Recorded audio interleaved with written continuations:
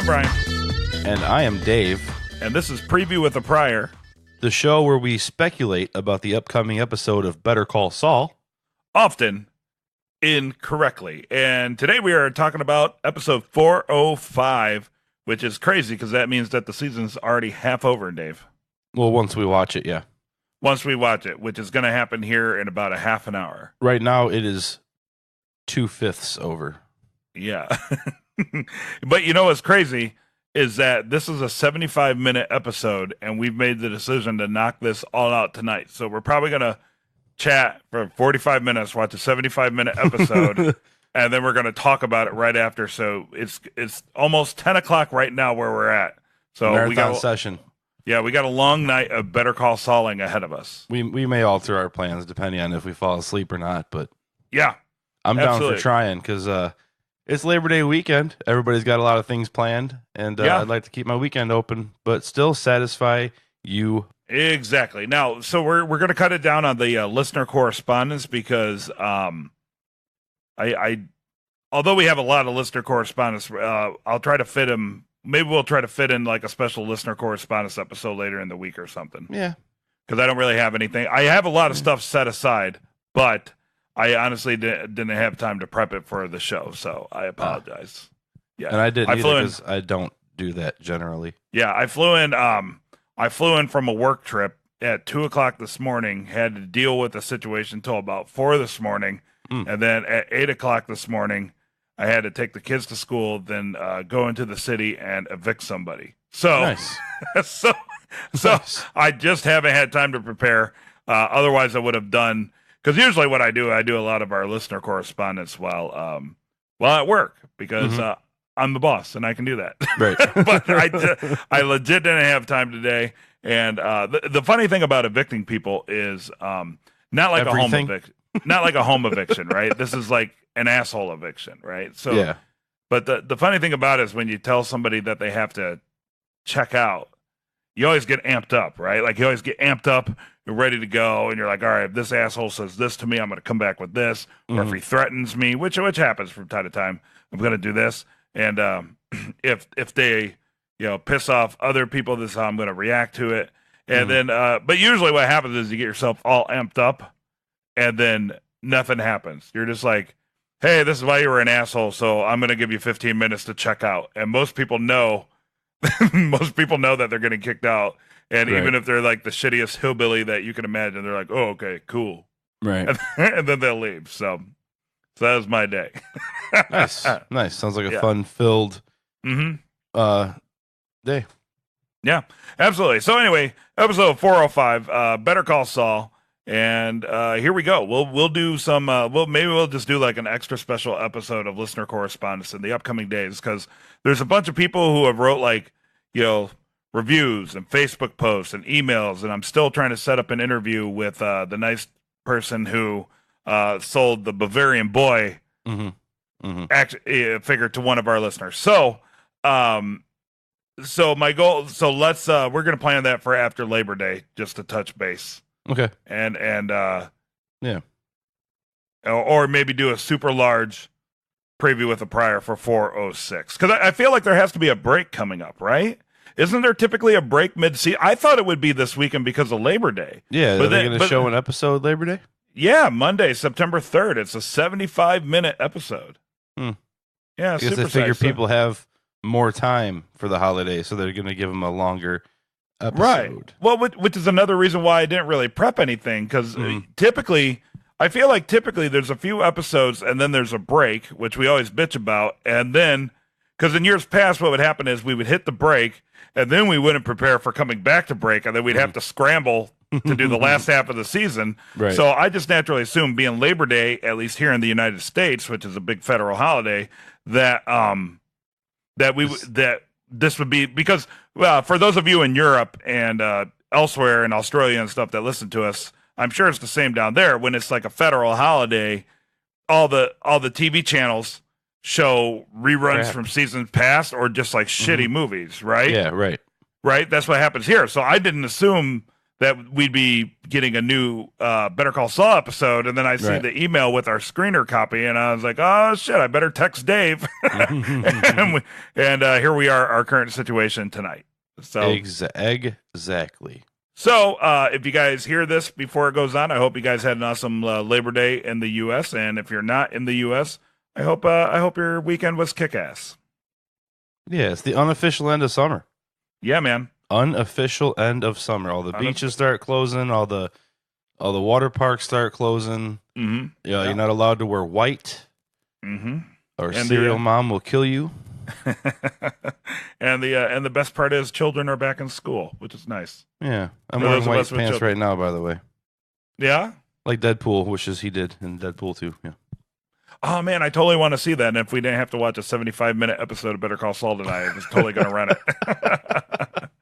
But anyway, enough of our rambling. So long story short, we're going to make it up to you on the listener correspondence. Everybody that sends in everything, we totally appreciate it. I didn't forget it. We just ran out of time this week. And then last week, Jesus Christ, and then to complicate that, Dave, it was on top of like the technical difficulties and all the bullshit we had for the 404 episode.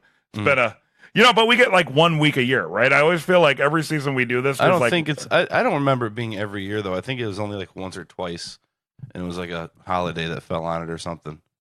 Okay, but we have a pretty good track record, and sometimes that happens. Oh, I thought you were talking about when they don't air the episode. Oh yeah, we have one big, huge fuck up every year for sure. Every freaking year. So we'll just talk it up, and we'll try to do better. So here we go. Better Call Saul, episode 405, titled "Quite a Ride." Quite a ride, Dave. Interesting.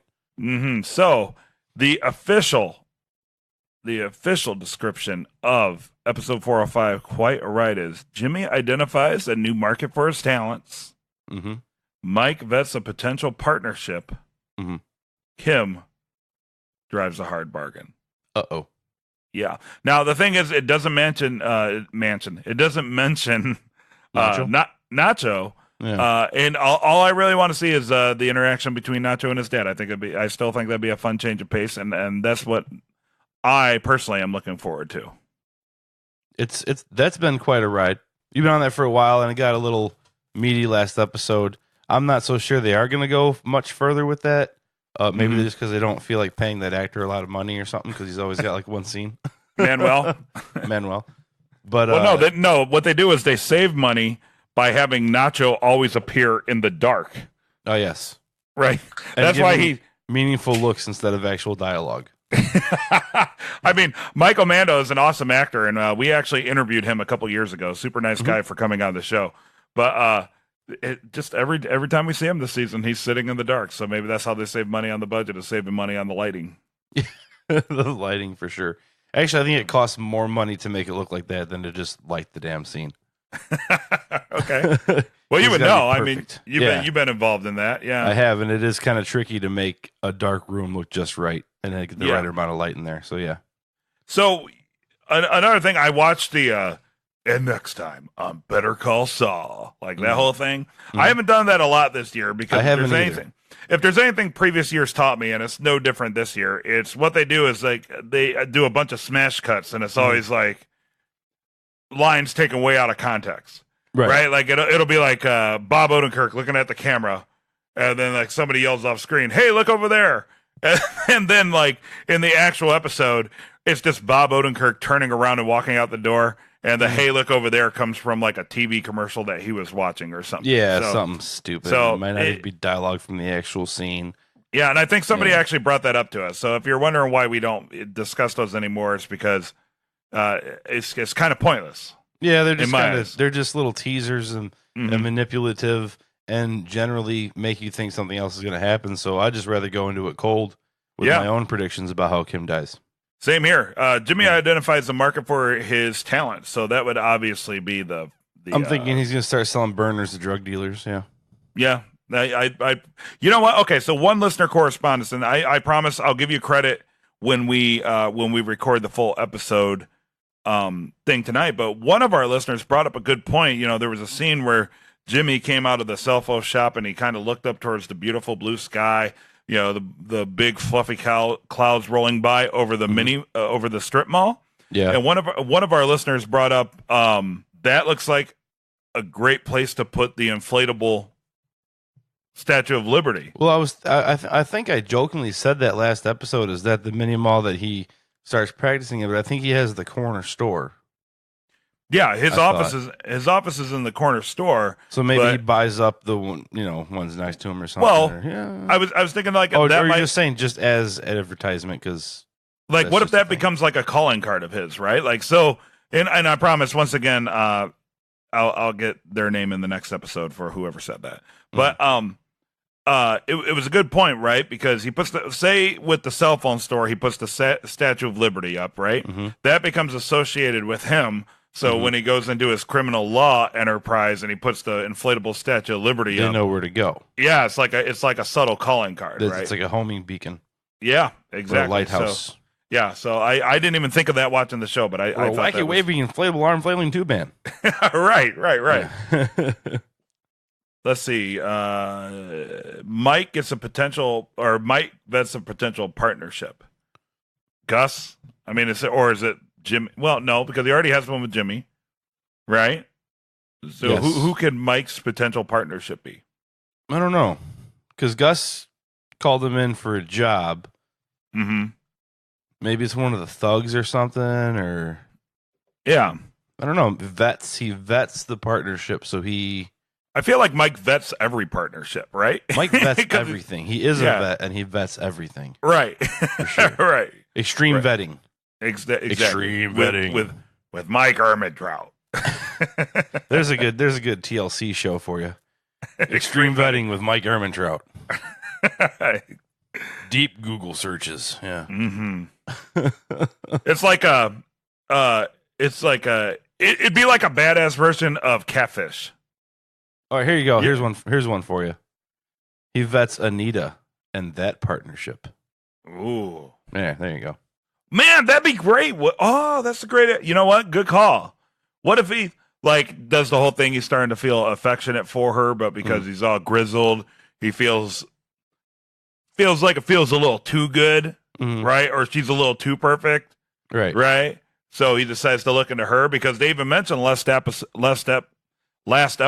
that he analyzes everybody, right? That was kind of the point, is that he can't relax. He's always on. He's always Mike, right? Oh, look at you. That's pretty good. Yeah. That's really good, Dave. Okay, well, let's see what. First, he's going to have to pour some concrete, though. Mm-hmm. Right. That's always what draws Anita in, is Mike pouring concrete. Right. It's bait. That's how you catch an Anita. You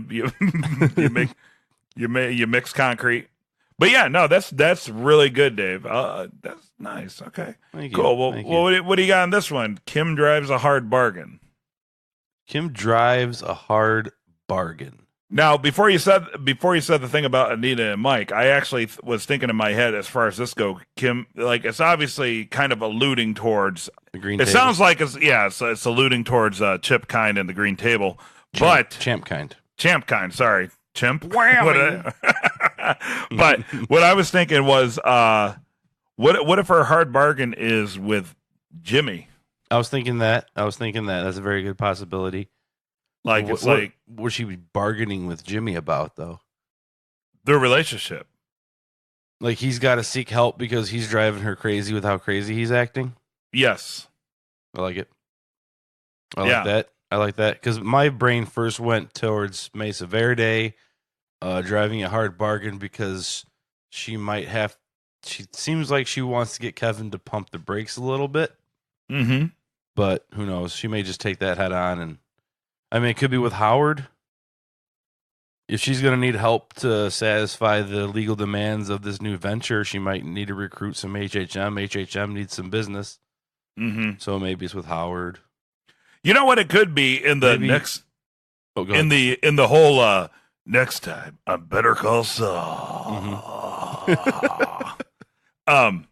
They made it look like Jimmy walked into the bathroom as Howard was splashing his face with water. Mm-hmm.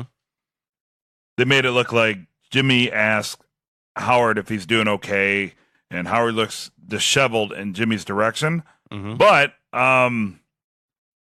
because we just mentioned that they take stuff out of context. So what if Kim has some sort of deal for him, especially with that letter. Mm. And, 2 episodes ago, because they always like to do the callbacks, what if Kim has some sort of bargain for him, and that scene is actually him contemplating the hard bargain that Kim is offering him?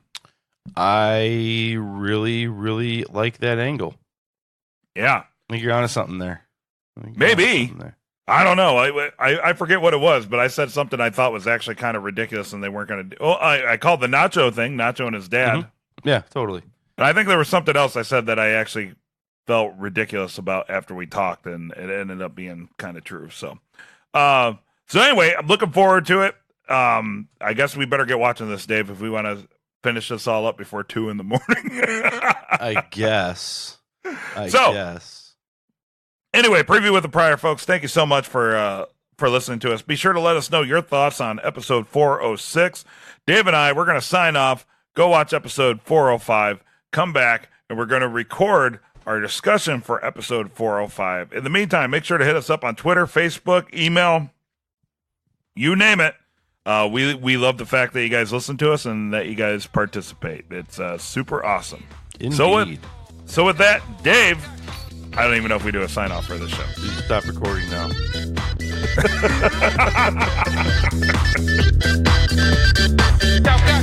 Chao,